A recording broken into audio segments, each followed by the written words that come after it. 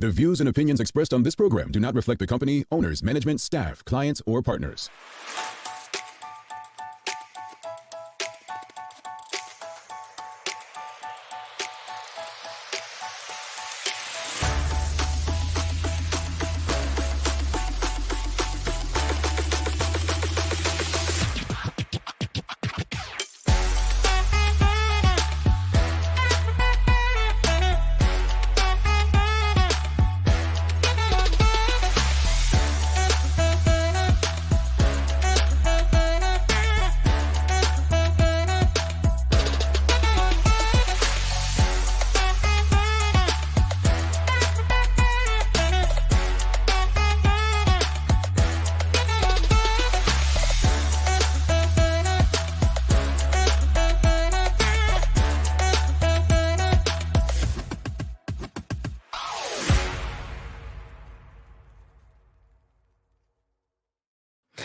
It's Wednesday, the 28th day of August, 2024. Welcome to Bermuda's Daily Talk Show. It's the Daily Hour brought to you by the BAC Group of Companies, Medical House, Lindo's, and People's Pharmacy. I'm Jamal Hartman. She's Maya Palacio.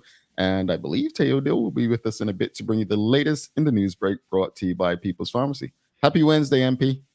Happy Wednesday, Jamal. How are you? It's been a good one, honestly. Still trying to figure out the sleeping schedule. I swear, I feel like I'm still messed up from Paris. Yeah. Those time zones can do it to you, man. I haven't traveled over the other side in a different time zone in like 8 years now, I think. But as a child, when I would do it, it would mess me up for so long that I would stretch it to try to make an excuse why I couldn't wake up for school. Unfortunately, you don't have that problem. Right? You can't say mama, but no, but I get you. What were you sleeping regular hours in Paris? Like, was it like working during the day and then up at night? Like, what was it like then?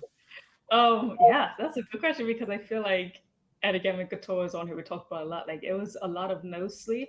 A lot of times, a lot of waking up early. So obviously, I wanted to be there for like different training sessions for all of our Olympians and things like that if they had early ones. But there was a lot of times like I was trying to stay up late to finish all the video editing or things that I wanted to get a jump on for the next day. So looking at maybe 2 a.m., 3 a.m. But like, and then Couture would have like 7 a.m.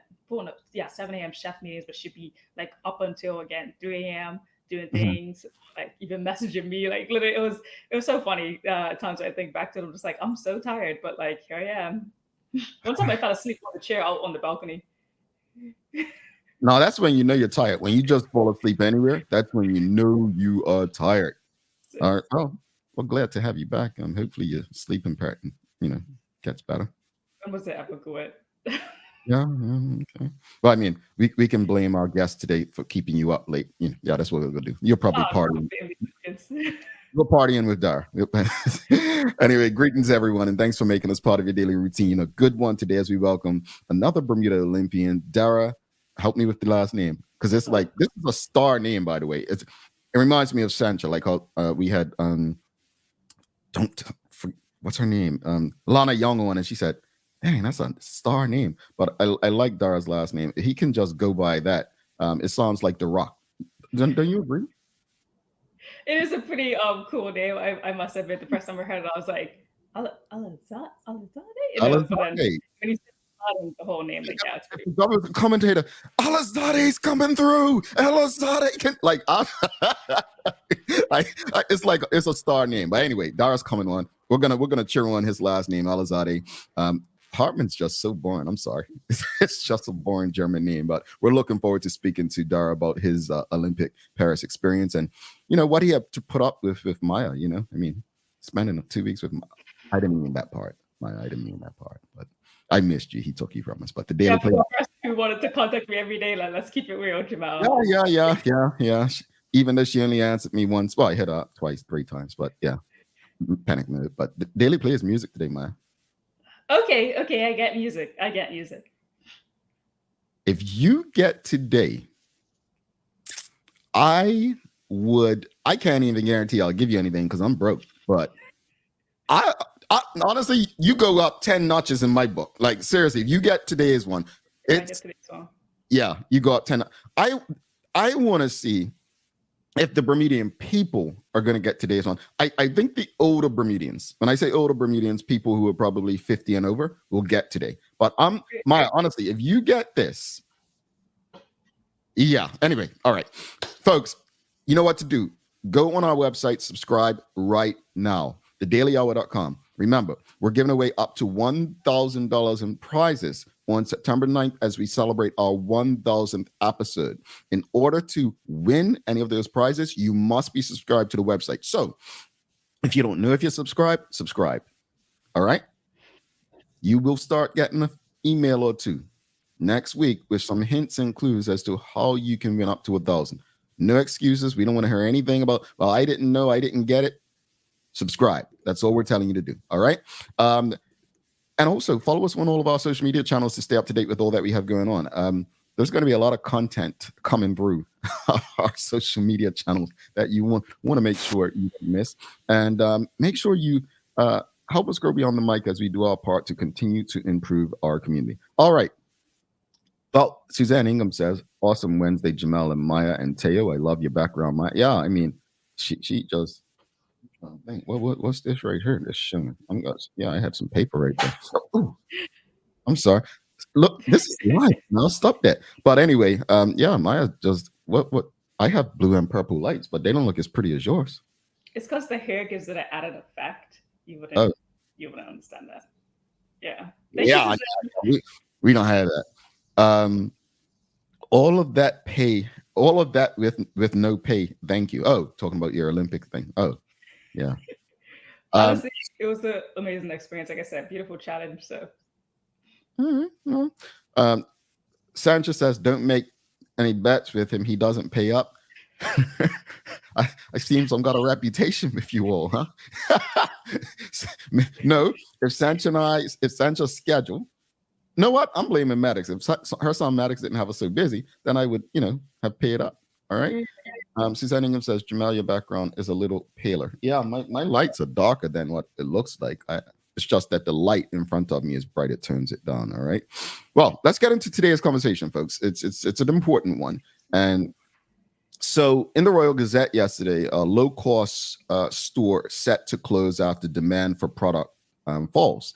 And the businessman... a business was set up, according to the Royal Gazette, a business was set up to offer consumers low-cost products is to close next month owing to a fall in demand. Fresh Limited opened on Queen Street in 2022 under their motto, quote, fresh where low prices are the law, end quote, and aimed to sell goods for the lowest amount possible.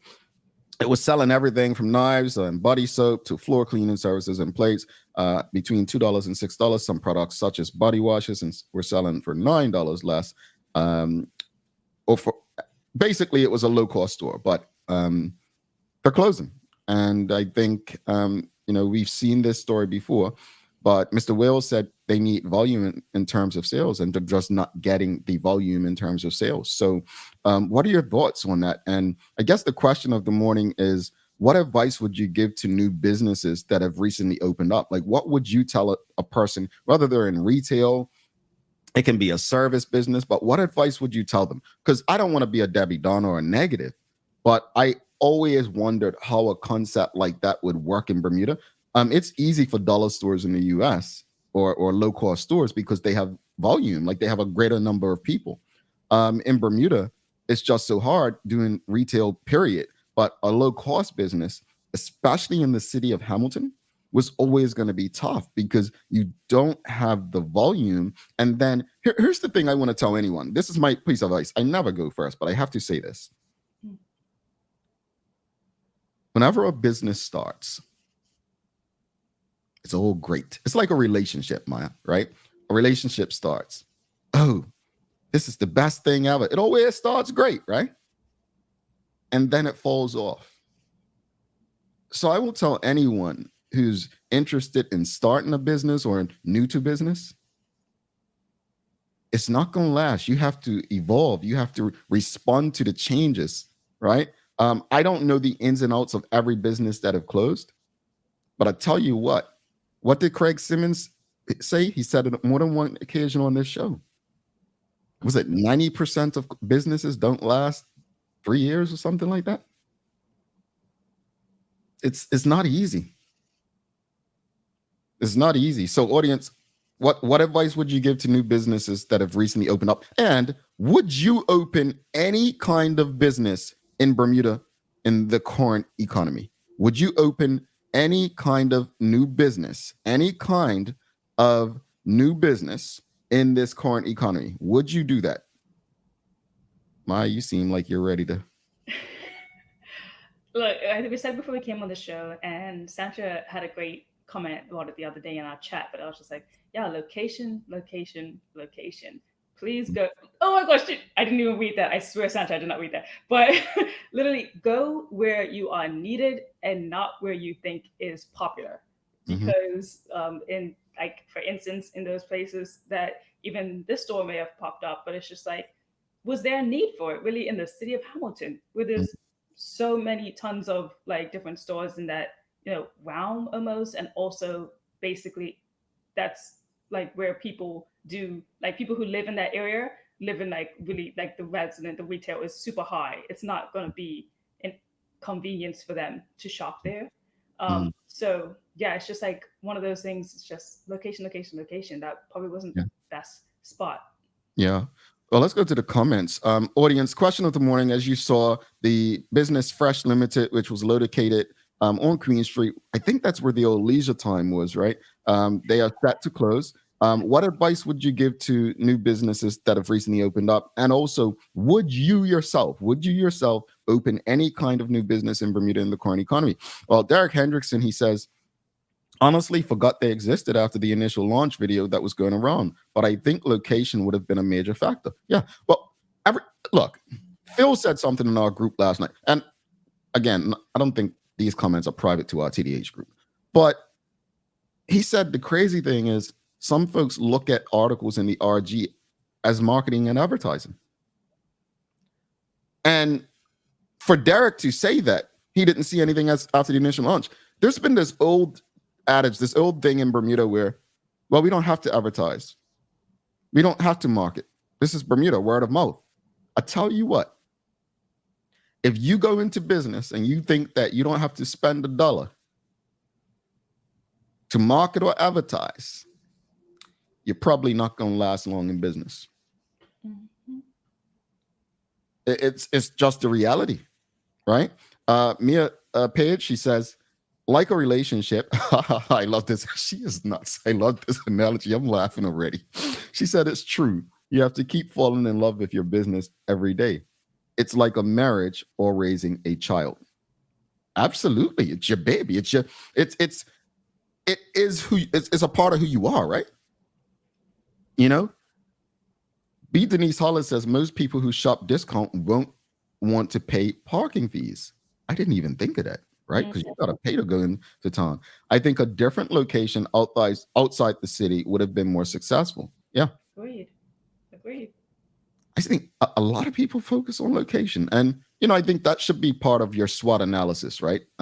When you start a business, I mean, most people who start businesses, they create a strategy. They have a SWOT analysis. Like, I remember the first business course I took in college. Don't laugh at me, but I had created a luxury brand store, you know, around Louis Vuitton and so on. And I wanted a store in the city. And one of the questions that came up, you know, during, you know, the class was, so where would your staff park? Where would your clients park? Is it easy to get to? Is the city a walking city? I mean, these are things that you should be considering, right? And why would you put another luxury store next to another luxury? Oh, that came up. Why would you have one? They already have eaten. Oh yeah, in the same location. Yeah, I just thought, you know, why not? But that's why, you know, you go into these classes and you learn, right? This is true. Yeah. But audience, let us know. What advice would you give? Like, what advice? Okay, we know location, right? Location is important. What advice would you give to new businesses that have recently opened up? Is it a marketing thing? Is it location, right? Is it pricing? Is it product? Maya, you said something earlier that I really hope stuck with people. Is there a need for the business? Like, one of the things that I learned early, you don't open a business just because you love something and you're passionate about it. You have to make sure there's a need for it. Is it fulfilling a need? Is there a market for it? Can you create a market for it? You know, I use Steve Jobs as an example a lot because I just love the way he did things. He didn't do market research or, you know, use data to figure out whether or not he should create an iPhone. He saw his daughter with a CD Walkman and said, maybe I could create a device with music all on it, right? And that's where the iPod came from. The iPod and the iPhone, and you could, you know, put all that together. What he did, he didn't necessarily, he did fill a need, but he filled a need that people did not even realize they had a void, right? They think about it. Our parents never thought about a calculator, a remote control, GPS. Like mine, they weren't thinking about GPS because they had papers back then. Well, I did too when I first moved to the US. But my point is, they never considered having all of that in one device in their phone, right? When we grew up, when I grew up, my parents didn't. I'm lying. My mother and my uncles didn't have cell phones. My dad did because he was self-employed. So that wasn't even a normal thing. Now it's almost like all the planet has a cell phone of some sort. It doesn't even have to be a smartphone, but they have access to one. So I think fulfilling a need or creating a demand for something has to be bigger than you having just have this idea and being passionate about something. You know what, Jamal, like agreeing to that, but also what you said about not needing those like data statistics. But I'm curious though, for the businesses who are closing down, I wonder if they're asking maybe whoever's still shopping with them to fill out a form, maybe like, why do you think this didn't work? Or, you know, what would you like to do better if they still pursue to have a business later down the line? You know, just because this is over doesn't mean any future ideas are over. You know what, Maya? And that's crazy because even using this show, we do a survey. Some of the audience, hopefully you participate every year, but we've done a survey the last 2-3 years. And because your feedback's important, right? We asked you last year, did you prefer the show at this time or did you want to move us? Like stuff like that, right? We asked the audience questions because at the end of the day, without you all, what's the point in being here every morning, right? So I wonder, and you saying that, how many businesses survey their customers? How many businesses survey their customers? I think that's worthy. Let's go to the Instagram. I see I'm done good the last couple of days going on Instagram. Rashida7 says, having a business is difficult and it's the hardest you'll work in your life. Everything is fluid and you have to adapt to change constantly. It's never static. Rashida, you heard what Maya said about sleep just earlier on. Like, trust me, it's been rough, especially these last 2 days in the meetings that I've had with my business partner and others. It's tough because while you may set hours, it's no set hours. Regardless if your business is only open a certain time, you have to make yourself available. There are changes that come. Economies change, right? Constant evolvement. Oh, I agree with that. Let's go back to the audience over here on YouTube. We've got B. Denise Hollis, promote as much as possible, stay visible. Right. Again, goes back to someone earlier saying outside of that. When did we see them? Do they even have a social media? I don't even know. I've never seen anything. That's a good point. Yeah, that's a good point. Derek Hendrickson says, I saw a post from a popular radio show host this week about having a real accountant aid with your finances. Folks, I'm going to tell you, honestly, some people may disagree, but I'm thinking big business, and we can adopt this to small business. If you go into business, one piece of advice I will definitely tell you, either hire an accountant or partner with an accountant. I will repeat, hire an accountant or partner with an accountant. That is probably one of the most important. If you're not one, by the way, if you're not an accountant, hire an accountant or partner with an accountant. Some of your favorite entrepreneurs, that was probably the first thing they did before starting the business. Why? Because that accountant regardless of your marketing, your projected, sales that you have, they're going to give you a forecast that's realistic, or at least they should if they're a good accountant, right? Thank you for that, Derek. Charles H. Jefferson II says, have rents in town been adjusted down for the changes in how people work? Town isn't as busy as it used to be during the week or Saturdays. That's true. I mean, I think there were some adjustments in New York after the pandemic, remember? You know what, Charles? I'll try to throw out a question, but I remember last time I was in town, I remember counting. I looked up and I was counting how many empty spaces there were in buildings and windows. And there was so many just unoccupied space in town. So. Yeah, I agree. Derek Hendrickson says proper financial forecasting. Absolutely. Sancho Durham says being a business owner in Bermuda is difficult. The community will be quick to let you know what you're doing wrong, when you need to change, when they are not your target market. What you need to change, when they're not. Absolutely, Sancho. I mean, Sancho, everyone knows how to do what you're doing better, but they've never done it for themselves. She says you need to know your business and know your market. Absolutely. But again, Sancho, you have some people who just start businesses because they like stuff. It's a book I read.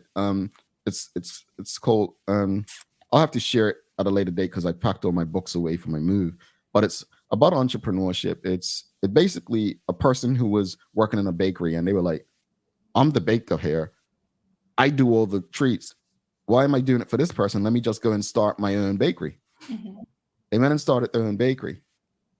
And they quickly realized, I don't know how to do the accounts. I don't know how to market and sell the business. But they thought because they were the ones making the baked goods at the bakery that they can go out and do it for themselves. And I think Dakia O'Brien from Wild Wings Wednesday, she was probably one of the most honest people we've had on this show about her business. She said, look, I'm a chef. I'm not an accountant. I'm not a marketer. And that was the reality I had to face when I opened my business, right? It was tough. All right, one more comment before we bring in Teodil for the Daily Hour News Break. If you want to be an entrepreneur, you need to understand that you need to be awake and ready, even when the business is not operating 24/7. Absolutely. And one more, Sanchez says, Bermuda is a tough know-it-all market. Well, yeah, everyone knows your business more and better than you. Yeah, let's bring Teodil in for the Daily Hour News Break. And then we've got Dara. Pronounce it with me, Maya. He's a star. I don't know if Teo's got a star first name, but Teo's definitely, that's a yeah, he's got a star first name. Yeah, we'll give him to him. I mean, he's not a star, but you get my point. Here we go. Let's bring a star too. Whatever, short star.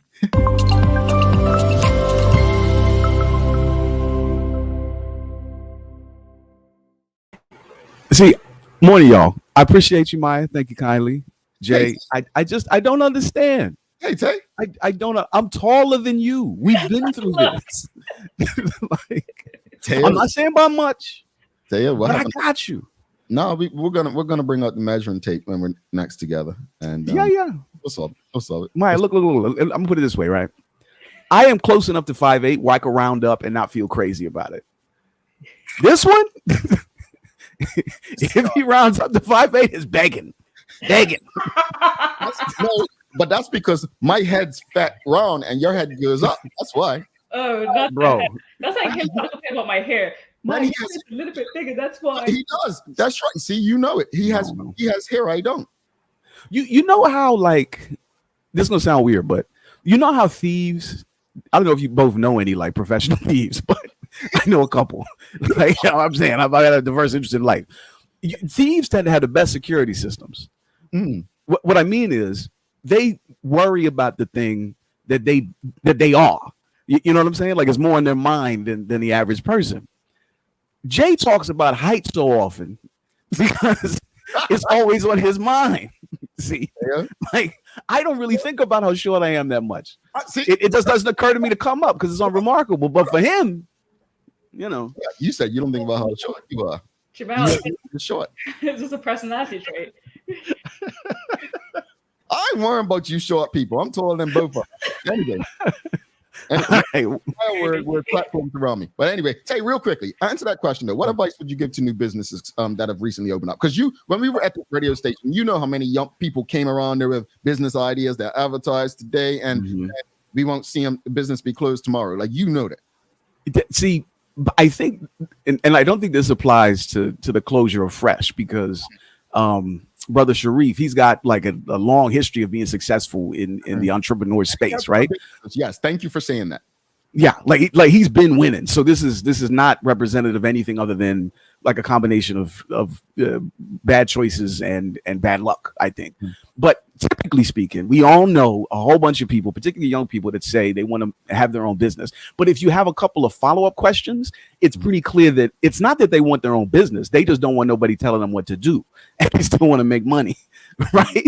Like when they say, I want to have my own business, you ask them, well, what type of business, what type of good or service do you want to offer? And everything stops. And it's like, oh, okay, bro. Like it's not to say the impulse is wrong, but it takes more than a disinterest in having a boss to be a successful business owner. Yeah. You know, I think that's a valid point because some people just go into business literally because they don't want a boss or they just want to think that they can make money. And another reality is not all business. Some business owners literally just go in and make the same amount of money they made for working for someone else. They just don't have someone over them. Some go in it and make a bit more. Some go on to be millionaires and billionaires. But I think having an understanding of reality, like reality is a very important part of this, right? I don't think that many people go into business with a true understanding of what all the outcomes can be, if that makes sense. Exactly. Yeah. No, yeah, absolutely right. As far as the news today, we had some pretty good business-ish, actually not even business-ish, just straight business news. That is 2024 has been looking pretty good so far tourism-wise, according to the Bermuda Tourism Authority's newly published visitor metrics. The document summarizes all the visitor data captured for the first half of this year, which indicates air and cruise arrivals have jumped, visitor spending has increased, and business travel has continued to grow. BTA CEO Tracy Berkeley shared some of the key high-level highlights in a video published on the BTA's YouTube channel. Half of 2024, we saw a significant increase in leisure air visitors, up by 11% compared to the same period last year. This growth, coupled with a 12% increase in cruise passenger arrivals, underscores Bermuda's appeal as a balanced destination that caters to both air and sea travelers. The combination of increased air and cruise arrivals has had a substantial impact on our local economy, with leisure air visitors contributing $132 million in the first 6 months of 2024. Spending by cruise passengers has also positively impacted local service providers, the entertainment sector, retailers, and public transportation systems. Can I just say something real fast? Yeah. So I don't want to be, because you all think I'm rude to the BTA, and I'm not. I just haven't been in that space. I just have questions, and I'm sure that the audience is thinking this too. But I don't think that's a great way to say that tourism's doing well or bouncing back. I think the best way to measure, and I think if we're going to be honest about this, is show us a comparative destination and how they're doing versus how we're doing. And I think that's what I'm looking for. Again, I'm not taking away from them. I'm not trying to diss the BTA. Props to them if they've done better. But I want to see a comparative analysis to destinations, similar jurisdictions to Bermuda. Because if you're telling me we're up 11% and then Turks and Caicos is up 300%, are we really, you know what I'm saying? So I just want, I'm not saying they're being dishonest. Honestly, I'm not saying that. I'm not questioning the numbers. I just want a true comparative analysis done to say that we're doing it. The second thing is I always say to measure the true impact of tourism, we must look at, it's like people saying about the stock market, the Dow. Oh, the Dow must be maybe doing much better today than it was 10 years ago. But that's only telling you that rich people are doing well. That's not telling you the population's doing well, right? So I want to measure of, well, okay, are people doing well? jobs increasing? Is the pay in the jobs in the industry increasing? Are the Bermudian people better off because of tourism? So, yeah. Mm-hmm. There was one really interesting area of decline, I thought, in the published statistics for the first half of tourism 2024. It was in the visiting friends and relatives sector, with 10.3% fewer people flying or cruising to Bermuda to see their loved ones over that period. What does that mean? Like, why would that be? Because 10% is not a negligible percentage. Like, that's a pretty good chunk. Like, what happened in the first 6 months of this year to keep people away from either coming home or visiting their people? Like, why? Was it a lack of flights out of certain markets until a certain time? No. Well, the reason I'm asking the question, it's not rhetorical, but it's a little frustrating because they don't present a theory, at least in the document. They just say that that's what's happened. Like the good stuff, they have explanations for. This, nothing. And I can't blame them because it's a really difficult, question to answer. But I think getting it would be consequential. Yeah.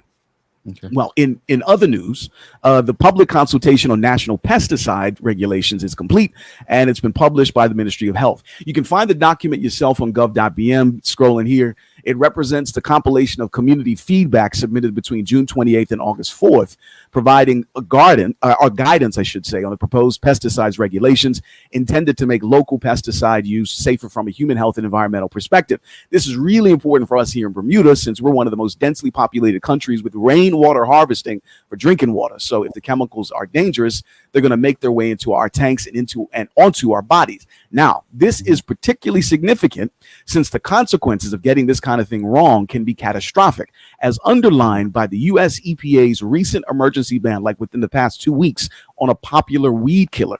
It is the first time the EPA has taken an action this forceful in our lifetime. Like, I mean, me and you, Jay, like 40 plus years. I mean, obviously yours too, Maya, but you know what I'm saying.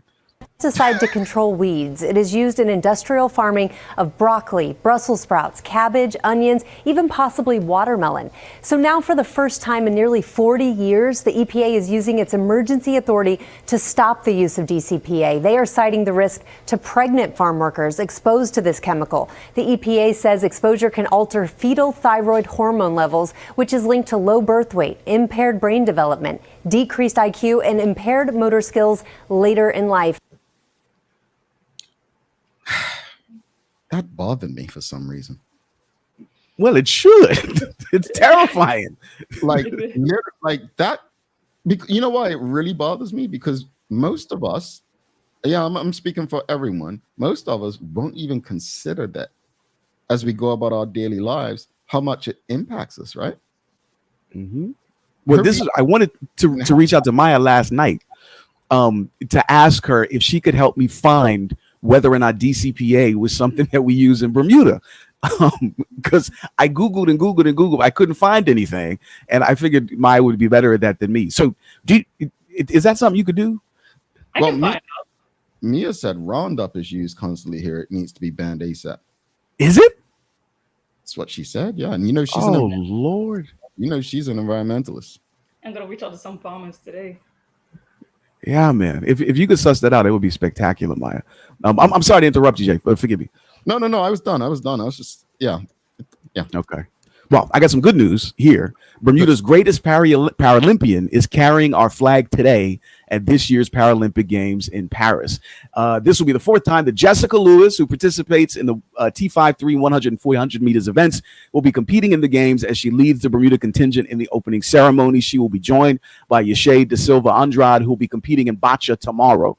In a story published yesterday, Jessica told our friends at Burn News that she's in the best condition of her career after training overseas for a year with her new coach, Jeff Harris.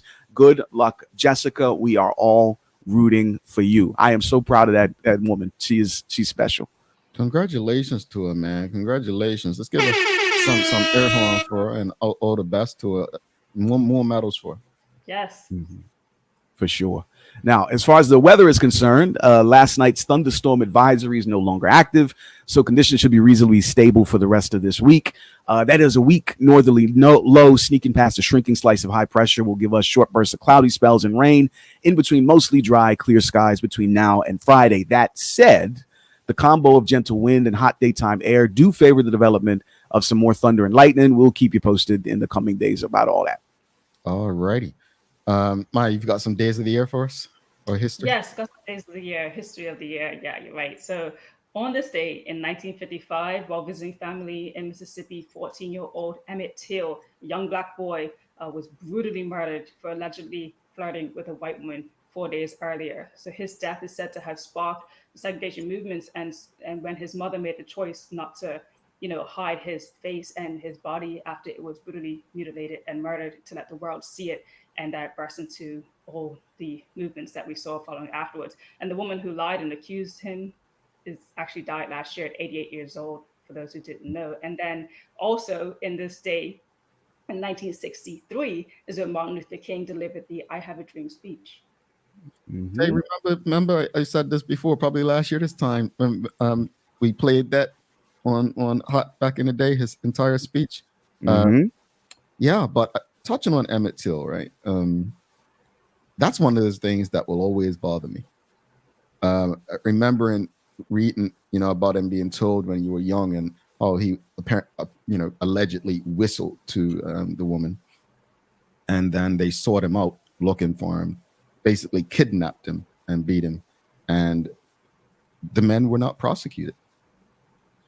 Why do I mention this? Because I know I say a lot that I'm not voting or this and that, or I don't know who I'm voting for. But these are the kind of things why there was a civil rights movement in the United States.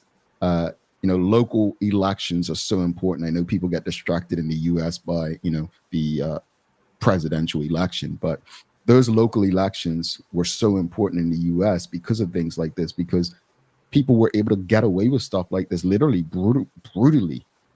What they did to him is unconscionable, right? And they were not prosecuted. Why were they not prosecuted? Well, Jim Crow, right? And so I hope people take me seriously. I know I debate my colleagues here a lot about stuff, but there's a reason that people fought so hard and died for the right to vote. What we need to do a better job of is ensuring that we are encouraging the right people to put their names forward so that we can vote for.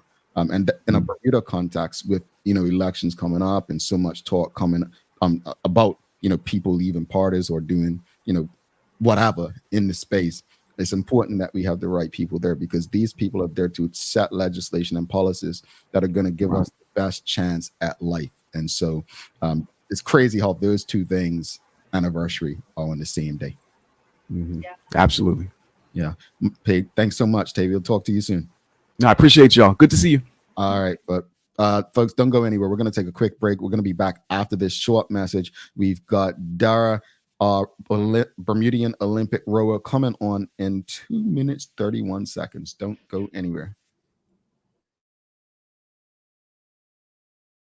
Let's face it, life can be a little wild, but shopping doesn't have to be. I choose People's, so that whether it's a prescription that needs to be filled, a toy for my little terror, or a gift for a new addition to the family, we'll see about that.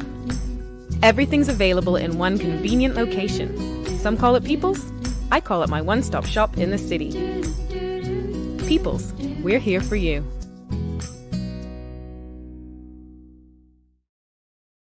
Welcome to the new bulk store, Lindo's Next Level. Wake up in the morning with enough coffee to keep you running throughout the entire day. Your pet at home deserves the best.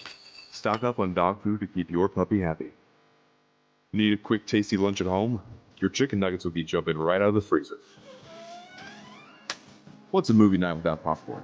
You can never have too much. Lindo's Next Level. Why go anyplace else? Unlock your business potential with BDC's General Microloan, offering up to $30,000 for Bermudian small and medium businesses. Whether it's for inventory, working capital, or equipment, we provide 100% guarantee on approved loans. Simple application, low interest rates, and fast processing. Apply today and make your business dream come true. Summer is almost here. Dive into the season with dog floats and dog pools. Enjoy 20% off West Paul's dog floating toys and shop our life jackets for safety in the water this summer. Get all your summer needs before the holidays and events begin. Don't forget to stock up on poo bags and check out Dicky Bags, the poo bag holder that locks in the smell until you can dispose of it. Remember, even dogs need sunblock, so visit Noah's Ark today, Bermuda's most trusted animal supply store, for all your summer essentials, and ask us about our rewards program. You think you know Bermuda? Well, put your knowledge to the test on Bermuda Trivia, the game show. Whether you're a history buff, a culture connoisseur, or just love your island and people, this is your chance to shine. Show off your skills, win cash prizes, and prove you're the ultimate Bermuda expert. Don't miss out. Your spot on Bermuda Trivia awaits. To be considered as a contestant, register by sending us an email at contact@bermudatrivia.com. Registration deadline is September 10th. Welcome back to The Big Show. My Palacio. I am Jamel Hartman. It's the Daily Hour brought to you by the BAC Group of Companies, Medical House Lindos, and People's Pharmacy. Do not forget to subscribe on our website. Follow us on all of our social media channels to stay up to date with all that we have going on. Help us grow beyond the mic as we do our part to continue to improve our community. Without further ado, let's bring in our guest for the day. We've got Bermuda Olympic rower Dara Alizadeh. Welcome to the show. Let's give him a warm TH welcome, folks.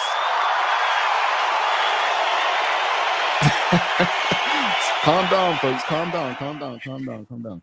Dara, they're excited. The crowd just went crazy, man. They're excited to hear from you. How are you?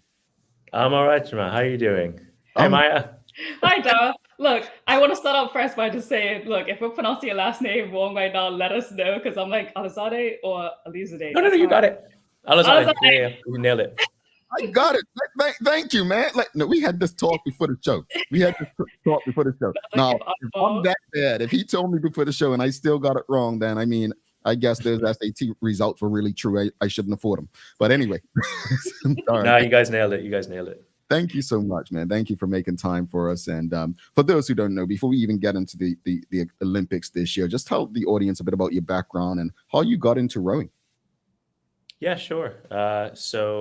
I guess background, I'm Dara, and I'm the Bermudian Olympic rower, having just finished my second Olympics. I got into rowing I'm trying to do the numbers. I think it was 16 years ago, back when I was in high school. So I went to high school in Boston, just outside Boston. And just because I was tall, the rowing coach had come up to me and said, "Hey, I think you should give rowing a try." And at the time, I couldn't make the tennis team just because, and I was just a fledgling track athlete. And so I said, all right, let's give this a crack. And 16 years later, here I am. Nice. And rowing has taken me, all around the world and racing in different situations. And it's pretty sweet. And, it's taken me from Australia to the UK. I'm based now in the UK. I've raced down in South America and Brazil. And that's one of the cool things about rowing is that you get to go places that I probably wouldn't have thought about, or it's too far, or 16 years later, here I am. Man, honestly, just hearing you talk about rowing and having lived up in outside of Boston and seeing, is it the Charles River they do? Yeah, and I used to remember, and I'm just like, my arms would be tired just watching that, man. I props to you, man. I appreciate that. Yeah, I was very lucky.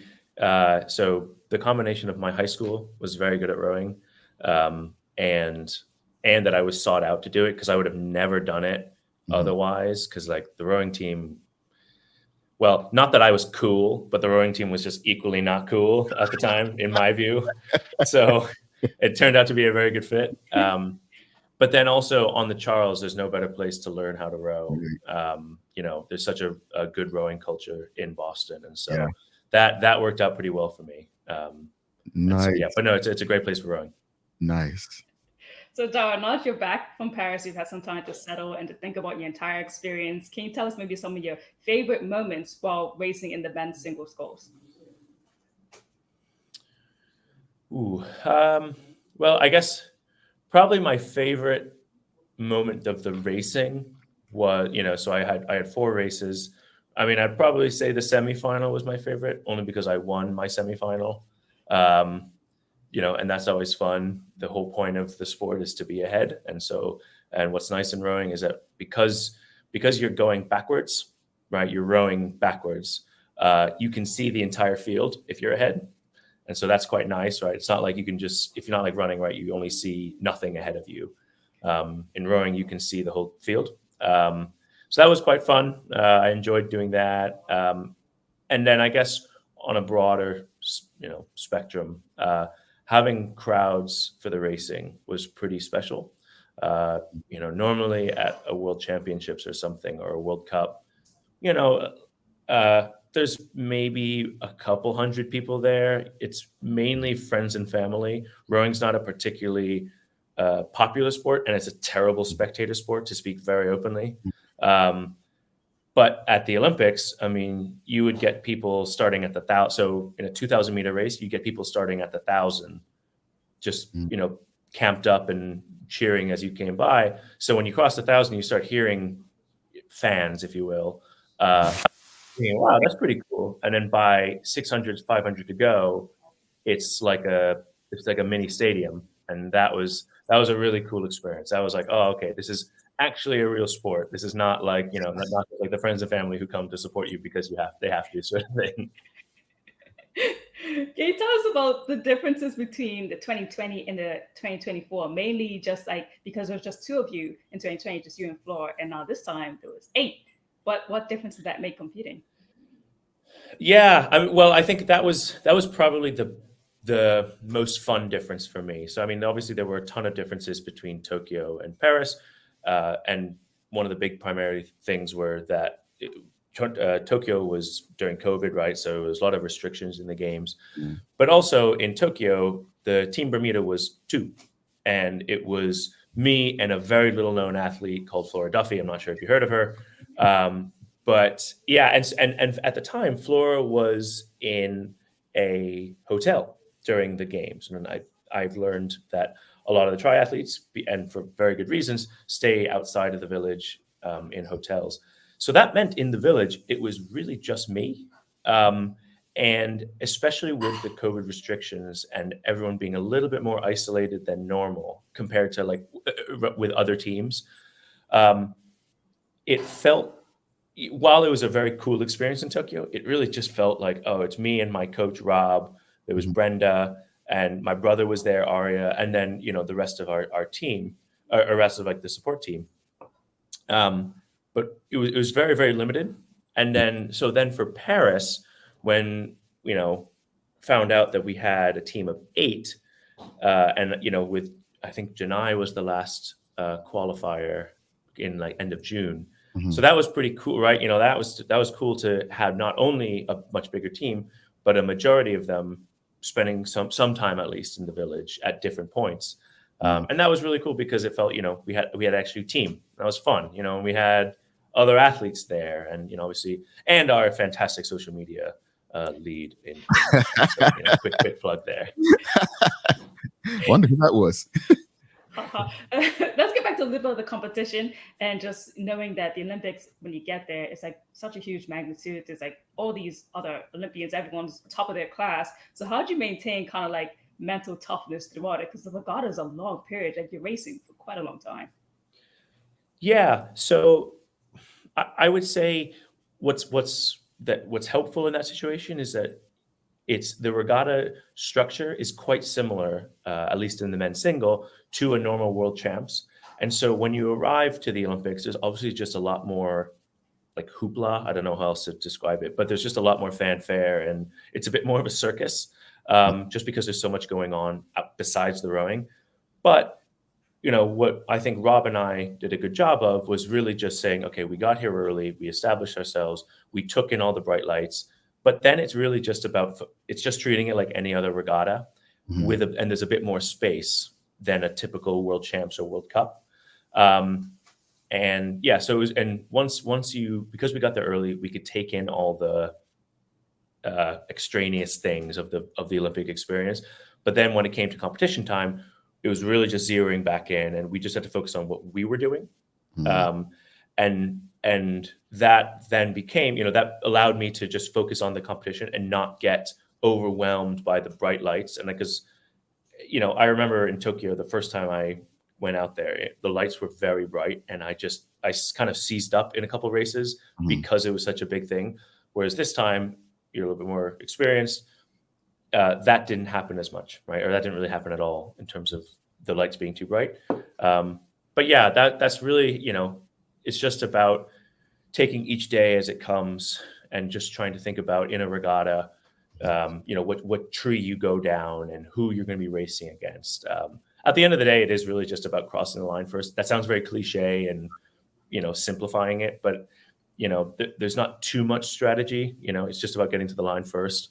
But yeah, in terms, it's just about maintaining your focus during that week. Like you said, Maya, it is a very long week.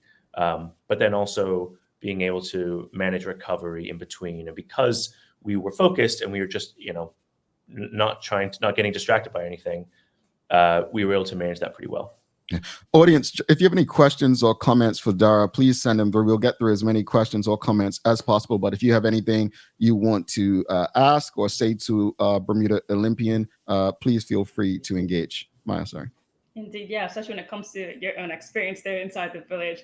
I know a lot of people have some questions about these cardboard beds, so I really want to address that because obviously you all them. Can you talk about like honest experiences, honest opinions? How did it feel like sleeping on them? To speak very openly, I thought it was fine.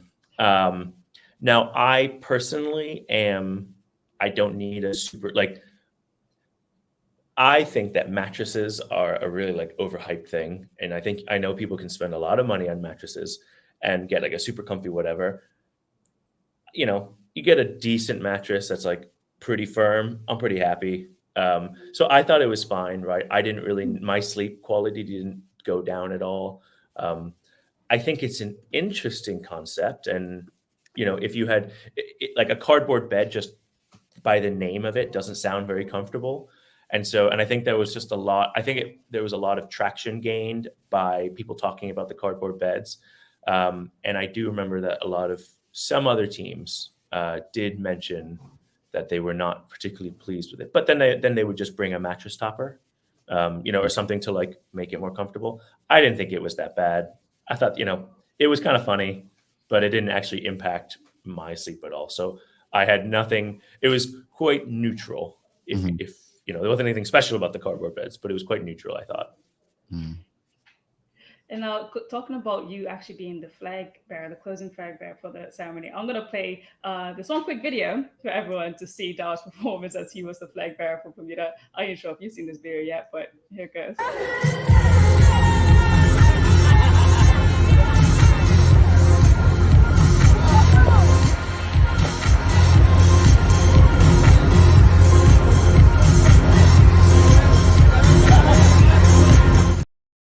You got energy, man. You got energy. Look, they were like, look, do you want to be the flag bearer? And I'm like, say less. I'm going to wave that flag like you've never seen a flag been waved before. My thing was, you've got one job. It's to wave the flag. So I'm going to wave the flag. And to be honest, I remember, you kind of march in, right? And you're waving the flag, and then you're told to stand on a taped X. And they're like, all right, just stand there and do whatever you want. So I'm like, all right, let's wave the flag. I was whipping that flag around, man. And not to mention, I'm looking to my left, I'm looking to my right. I mean, the guy, someone was on his phone. I think you can see it in the video. He's got his flag there and he's on his phone. I'm like, hey, dude, look where we are, man. You're in the show and you're sleeping. Yeah, no. I was like, if I'm going to wave the flag, I'm going to wave the flag. And yeah, no one, I'll tell you what, no one's going to remember him.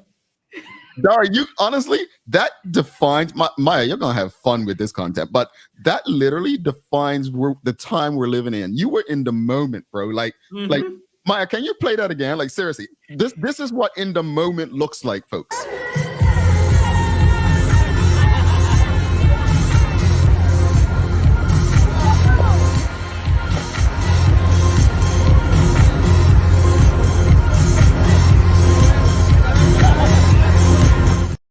And and the guy to the right of you with the blazer looked like he didn't even want to be there. That's in the moment. That right there, and I echo what Couture and Parenti says, the absolute best flag bearer choice. Selling tickets next time. Yeah, that's so Thank you, Couture. Oh, I'm not gonna lie. Looking at that video again, it looks like we'll have to check the tape again. It looks like I might have smacked him across the face a couple of times with the flag, and so he kind of looks over at me like, "Bro, like, give it a rest." But I'm like, "Dude, wave the flag." Like, if you hit me in the face with your flag because you're waving it so wildly, like that's part of the sport. Dara, you were out there assaulting people with the flag by accident. Go ahead, man. All right, Dara. So, as a two-time Olympian, like, what type of legacy do you hope to leave behind for the future of Bermuda Olympians, specifically maybe a rower or two? Well, I guess I probably can speak a little bit more to like a potential future rower. I would say, yeah, that like I guess the only legacy that I would hope to leave is that just to say like it's very possible. Obviously, there's not like a large amount of rowing here in Bermuda, right? Like we have the Bermuda Rowing Association, and I'd recommend anyone who wants to give it a go, contact the Bermuda Rowing Association, and like we row off White's Island. It's a very fun time. But I'd say, but the reality is it's a slightly smaller operation here. But I would say that, I know of Bermudians. I mean, what was nice was during the Olympics, even after, I got contacted by young Bermudians who, whether they're school abroad or, they're living in Canada, the US, and the UK, they were rowing for their school or a local club. And they said, oh, it's cool to see a Bermudian at the at the Olympics. Mm-hmm. And I would just say, yeah, if you it's something that if you stick with and you keep rowing and you keep getting better, it's very, very possible. It's funny that you guys were talking earlier about like having your own business. And I'm not saying this is a business at all, but like, because you're probably going to be rowing in a single. I mean, maybe if Bermuda wants to put a double or a quad or something like that together, equally cool. But like, because it's your own thing, there's a lot of things you have to figure out for yourself. Mm-hmm.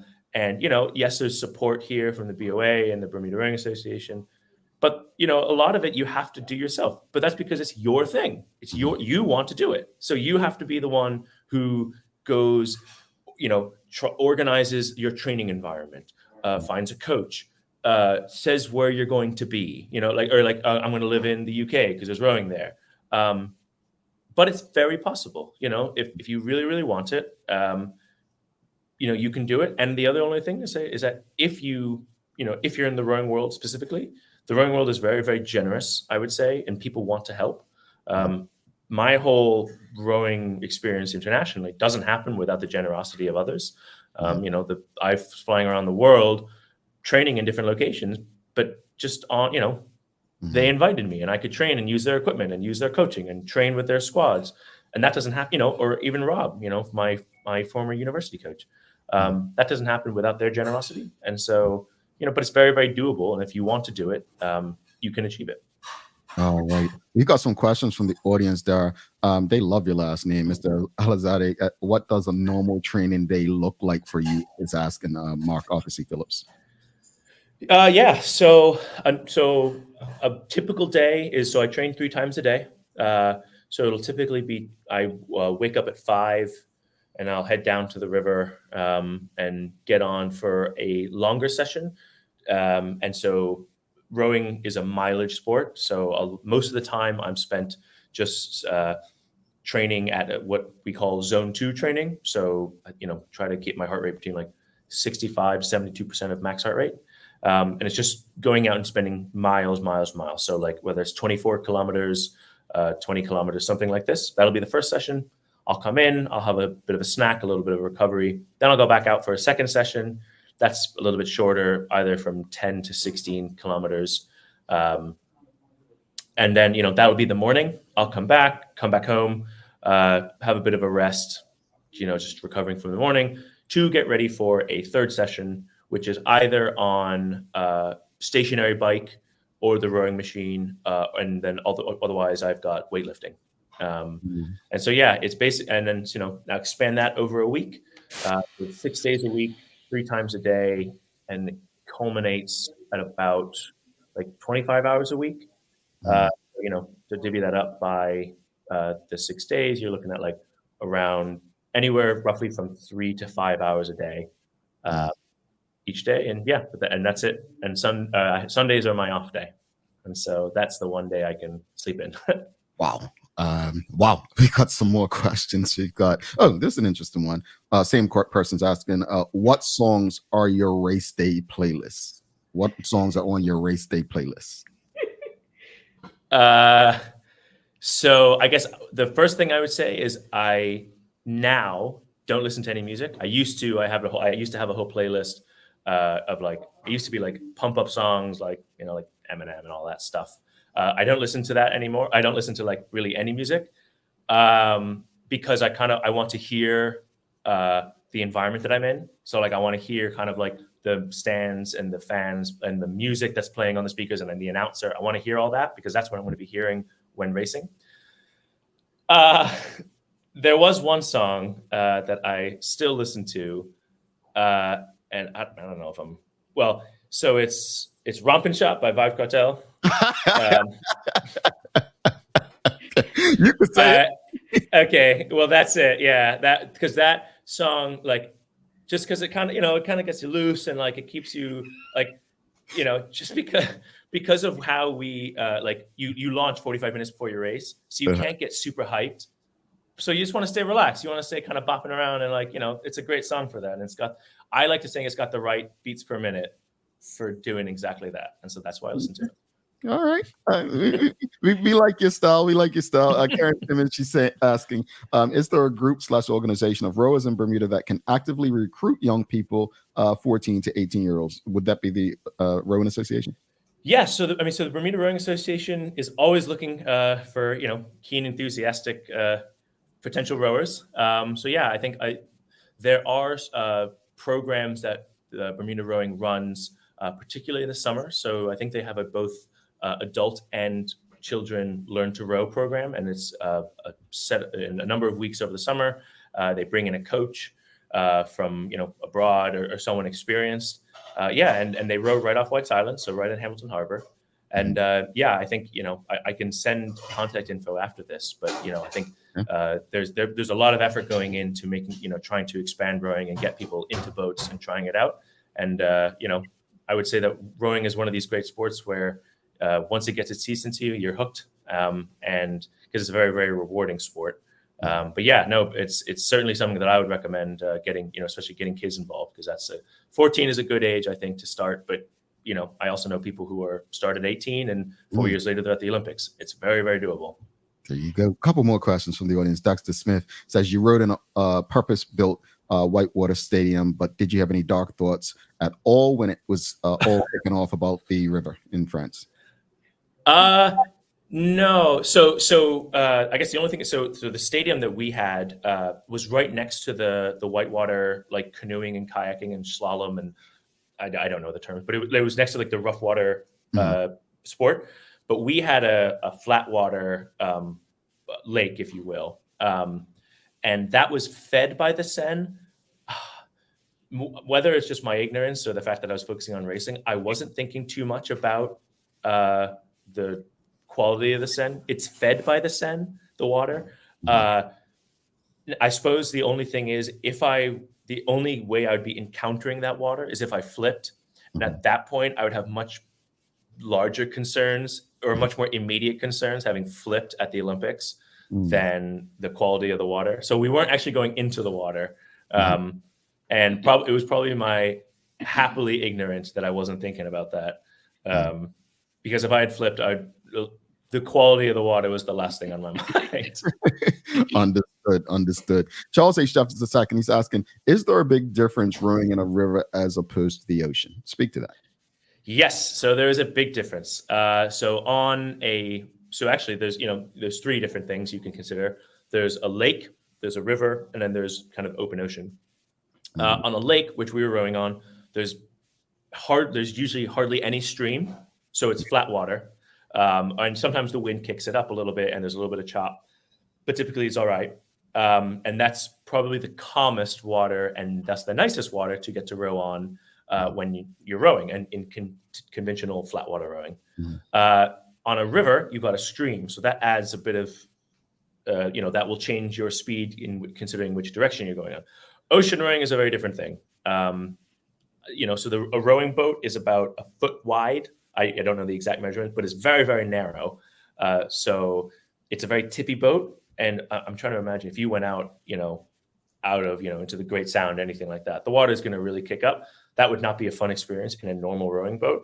But luckily we have ocean rowing boats. So they're much wider. And it's a very different sport at that point because it's your kind of waves crashing and your boat's able to go over them.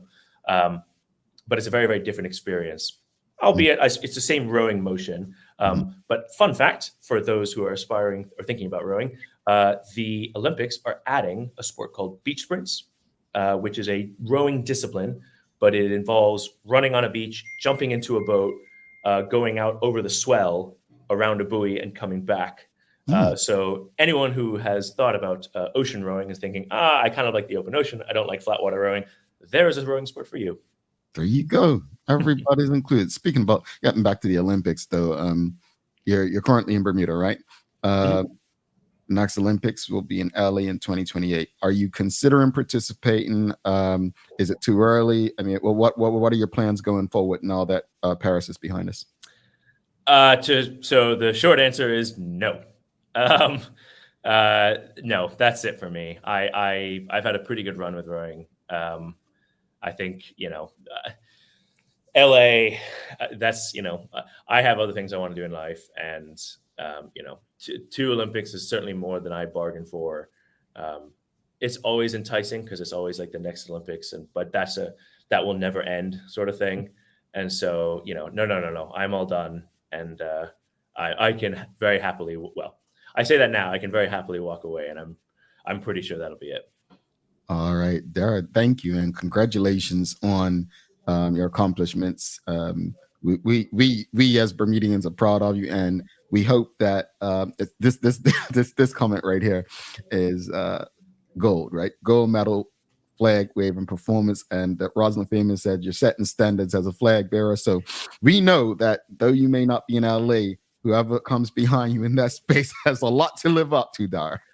I want to see in two Olympics, I want this to be the origin story for the closing ceremony, like the flag bearer, almost like a WWE entrance where they're coming in and flames and stuff, or you're doing a cartwheel with the flag. I want this to be oh wow, and no one knew back in 2024 when Bermudian flag bearer Dara Alizadeh casually waved his flag, or not casually, energetically waved his flag, and it started a movement. There you go. I loved every bit of it. Dara, thank you so much for doing this with us, having this conversation, and definitely we'll be in touch and keep track of you over the years as you enter the next phase. But appreciate you. Congratulations. We'll talk soon. Have a wonderful day. Thank you so much. It was great to be on. All right. Dara Alizadeh, folks, if you appreciated today's conversation, please give us a thumbs up, a love, a like. Do not go anywhere. Hopefully, since he understands music, I want to see if he can get this question as well next, Mia. You think you got it, Maya? I'm good with music, so I feel like I got it, but you're making me nervous. You're making me nervous right now. We'll find out in a minute, 51 seconds, folks. Don't go anywhere. Make sure you share the conversation with your friends, family, colleagues. Give us a like, love, and share. Stick with us. Great news. Our Beat the Heat special has been extended through August 31st while supplies last. Keep cool with our further discounted Carrier high-efficiency mini-split units, plus enjoy 10% off Comfort Zone oscillating fans, Comfort Air units 8,000, 10,000, 12,000, and Hunter ceiling fans when you pay with cash. Don't miss out on these hot deals to stay cool. Did you know 3 out of 4 people say that they have a good understanding of life insurance? But do they really? When asked how much the yearly cost would be for a 20-year, $250,000 level term life insurance policy for a healthy 30-year-old, 80% overestimated the cost by 5 times the amount. Ready for this? The true cost for that policy is about $220 a year. That's as little as 66 cents a day, or $20 a month. So let's put this into perspective. Compared to other monthly costs, Isn't getting life insurance a no-brainer? If you can trim back on some of these expenses just a little bit, it will allow you to dedicate the savings toward an affordable life insurance policy. Contact one of our life insurance agents today to find the right policy for you. Take a look at our walkthrough for construction workers and tradesmen. Durable, stretchable in all the right places and plenty of options for tools and accessories. Here with our wide range of tough and comfortable footwear, you can't go wrong. As you can see, Medical House really is a one-stop shop for everybody. We can't wait to see you. See it all at our new expanded location on Bakery Lane. All right, welcome back, and thanks again to Dara Alizadeh for joining us, Bermuda Olympic Rower. Again, folks, if you appreciated the conversation, please give us a thumbs up, a love, a like. Make sure you share the conversation with your friends, your family, your colleagues. Thanks again to the BAC Group of Companies, Medical House Lindos, and People's Pharmacy for ensuring that we can do this with you on a daily basis. It is time for the Daily Play, brought to you by Bermuda Trivia, now available at various stores throughout Bermuda. Follow Bermuda Trivia on Facebook, Instagram, X, and TikTok to find out why it's Bermuda's favorite trivia game. All right, Maya, it is music today. Are you ready? Yeah. Go ahead. Give it to me. All right. This is the most unique music question we've had. But Bermudians will show up in the comment section with the answer right away. Who is the original composer of Bermuda is Another World? Hubert. I can't remember his name. I need a last name. Not Grant. Hubert. Like Hubert. Come on, I got the first name. Oh, but you saw how fast I got it, though. You know I had Hubert. Don't even play if you are not. Maya, Smith is the easiest last name in Bermuda. You know what? I'm really upset because my mama painted a mural of him. So that's why I remember it so vividly that I was like, hey, wait, like, yeah. I wondered Dara knew that. I was like, I don't know if young people will know that answer. What is the first name? Give me some freaking credit here. Okay, audience, we'll give Karen some credit and we'll give Maya some credit. She knew it was Hubert. So let's put Karen down. So she joins Stacy this week. Hubert Smith. Yeah, Hubert Smith. Do you know how the song goes, Maya? Of course I know how the song goes. Well, sing it for us. You sing it. You have a better voice. Facts. Gee. Just the chorus line. You sing with me on count of three. Okay, 1, 2, 3.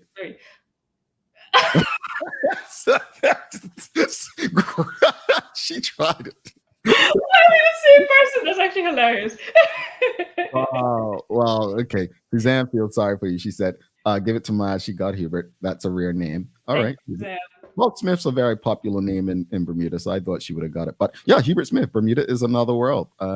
He composed it. And what was his group called? Was it the Strollers? What was Hubert Smith's? That's a that I do not know. Audience, let us know, what was Hubert Smith's group called? Was it the Strollers or something else? Why do I have to sing it, Suzanne? Maya's the singer. Maya sings in competitions and stuff. Bermuda Strollers. Yeah, I think that. Yeah, thank you for that. Bermuda Strollers. Yeah, yeah. I wonder if he had any other music that we should know, Maya. You think so? We probably, yeah. I'm sure. I'm sure. All right. Well, let's wrap up today's conversation. Obviously, we're talking about business advice, and then we had the conversation with Dara. What are your final thoughts? Final thoughts on the business advice. I think also like what Tara had mentioned before, sometimes it is a case of just like bad luck in some instances, but you got to prepare for these things in the long run. But I don't think like again, every fail is just a lesson learned basically. So there's room to grow in it, but always like ask your audience, ask the people that you are marketing for what they want, what they need. And again, see a need, fill a need. Don't just throw something out there. But in terms of Dara, man, it was great to have him on the show. Awesome two-time Olympian. Honestly, he was probably the light out there for Team Bermuda at Paris. Like very sociable, willing to talk to everyone, willing to assist with everyone. Again, if you follow the BOA social media, any of the pages, especially TikTok. He got really popular on TikTok, so definitely want to check out those videos of him. But no, man, he's a great competitor. Mindset's really like strong and driven, and he knows how to switch and turn it on when he needs to for those races. So honestly, really great to get to know him out there as our 2-time Olympian for Bermuda. Indeed. As far as the business advice, Maya, it's interesting because I agree with you. And then it's like the Steve Jobs. And what I should be very careful in saying is, while I admire Steve Jobs didn't do market research or ask people, he was Steve Jobs. I'm not Steve Jobs. You're not Steve Jobs, right? Let's always remember Steve Jobs got fired from his own company at one point and returned. I think it's important to, yes, having passion is important for what you're doing. Having work ethic is probably the most important. But there's so many different factors to owning and running a business. Understanding the market, the product or service, the financial situation. If this plan A doesn't work, do we have plan B? Do we have a plan C? We know that the majority of businesses that open don't last long, Maya. So you have to, it's not a perfect plan.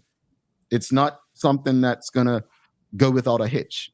You're gonna have to evolve. From the time you start, probably within the first 3 months, you'll have to change something. But to give yourself a chance, do one thing. Don't act like you can do it all and you have all the answers. You've got to work with other people. You've got to find a way.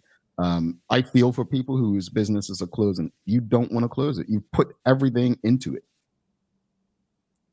But it requires so much more than you. A business requires so much more than an individual to work. So as far as Dara, his energy, man, is everything. It's everything. That video, Maya, thank you so much for sharing that. That's quality content. And I hope that someone who's tuned in this morning shares the conversation with Dara and are inspired by his energy, his personality, his attitude. We need more of that. I think there's so much positives to take away from the conversation with him this morning. And my hope is that we can share these lights in our community because we have so much darkness. So congratulations to Dara on an Olympic career and all the best to him going forward. Maya, do you have any daily inspiration for us? Yes, daily inspiration coming to you from Martin Luther King Jr. is injustice anywhere is a threat to justice everywhere. Ooh. Speak on it now. Thank you for that. What's this, the 50-something anniversary of his speech? I know it's the anniversary. 63, so yeah. Yeah, this is the anniversary of Dr. King's speech. 51 years, I think. Something. I don't know. Don't quote me on the year. But I did ask. The Hubert Smith's group was called Coral Islanders, apparently, according to Angela Cellini. Thank you so much for that. We've got Amen Maya from Suzanne. But Karen Simmons said Bermuda Strollers was the group during college weeks in the 80s. They had a whole album and repertoire of songs. All right. Folks, do not forget to subscribe on our website. Don't forget our website. You want to make sure you're subscribed to receive the emails to have the opportunity to win up to $1,000 in prizes. Also, follow us on all of our social media channels to stay up to date with all that we have going on and all the crazy content that you'll see behind the scenes. Help us grow beyond the mic as we continue to do our part to improve our community. Thanks again to our partners, the BAC Group of Companies, Medical House Lindos, and People's Pharmacy for ensuring that we're able to do this with you on a daily basis. As always, we appreciate you, we love you, and we thank you for making us part of your daily routine. If all goes well, we'll be back to do this again with you tomorrow. She's Maya Palacio. I'm Jamel Hartman. Please do make it a safe and a great day. And it was 61 years. Thank you so much, Maya. Folks, we are out. Peace.